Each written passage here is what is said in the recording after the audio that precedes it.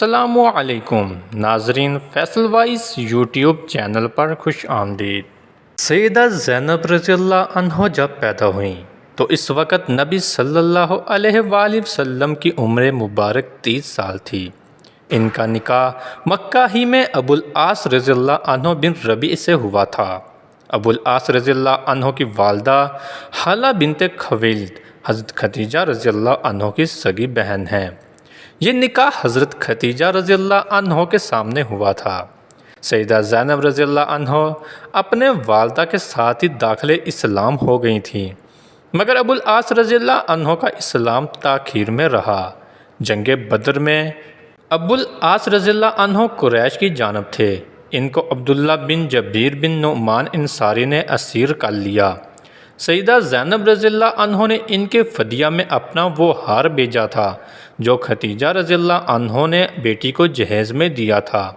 ابتدائی ایام نبوت میں کافر ان مکہ نے ابو العاص رضی اللہ عنہ کو بہت اکسایا کہ وہ حضرت زینب رضی اللہ عنہ کو طلاق دے دیں، مگر اس نے ہمیشہ انکار ہی کیا۔ ایک موقع پر آپ صلی اللہ علیہ وآلہ وسلم نے اس فعل کی توصیف شکر گزاری کے ساتھ فرمائی تھی۔ ابو العاص رضی اللہ عنہ تعالیٰ نے اسیری بدر سے رہائی پاتے ہی نبی صلی اللہ علیہ وآلہ وسلم سے وعدہ کیا کہ سیدہ زینب رضی اللہ عنہ کو ہجرت کی اجازت دے دے گا۔ چنانچہ سیدہ اپنے والد مکرم کی خدمت اقدس میں پہنچ گئی۔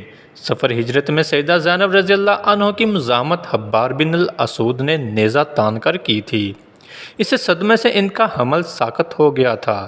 حبار بن الاسود فتح مکہ کے بعد مسلمان ہو گیا تھا اور رحمت للعالمین صلی اللہ علیہ وآلہ وسلم نے اس کا جرم معاف کر دیا۔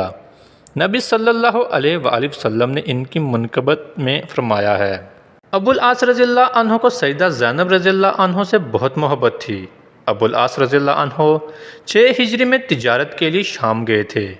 اس وقت قبیلہ قریش مسلمانوں کا فریق جنگ تھا، اس لیے ابو بصیرہ ابو جندل رضی اللہ عنہ کے ہمراہی مسلمانوں نے جو اسلام لانے کے جرم میں قریش کی قید میں رہ چکے تھے اور اب سرحد شام پر ایک پہاڑ پر جاگزیں تھے، اس قافلہ کا تمام سامان ضبط کر لیا، مگر ابو العاص رضی اللہ عنہ کو گرفتار نہ کیا۔ ابو العاص رضی اللہ عنہ وہاں سے سیدھا مدینہ طیبہ پہنچا۔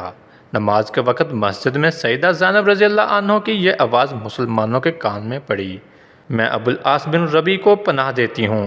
یہ آواز اس وقت سنے گی جب مسلمان نماز میں داخل ہو چکے تھے۔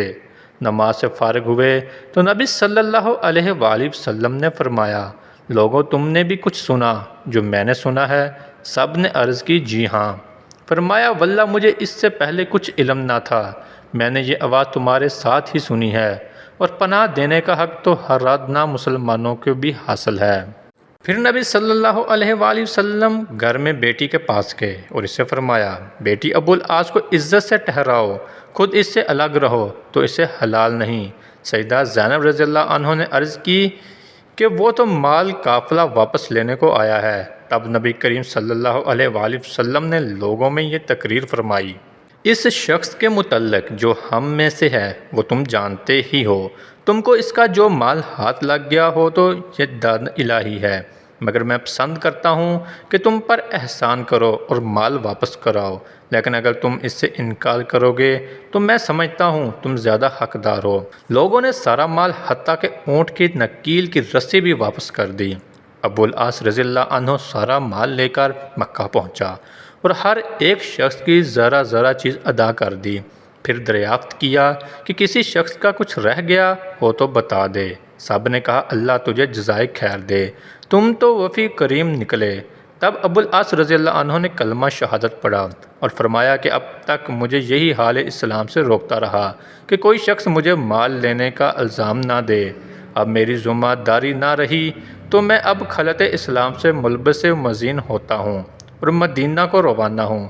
وہ مدینے پہنچے تو نبی صلی اللہ علیہ وآلہ وسلم نے 6 سال کی مفارقت کے بعد نکاح اول ہی پر سیدہ زینب رضی اللہ عنہ کو حضرت ابو العاص رضی اللہ عنہ کے گھر رخصت کر دیا۔ ناظرین، ہماری آج کی ویڈیو آپ کو کیسی لگی؟ لائک اور کمنٹ کر کے ضرور بتائیے گا۔ ملتے ہیں اپنی اگلی نئی ویڈیو میں، تب تک اپنا بہت سارا خیال رکھیے گا۔ اللہ حافظ۔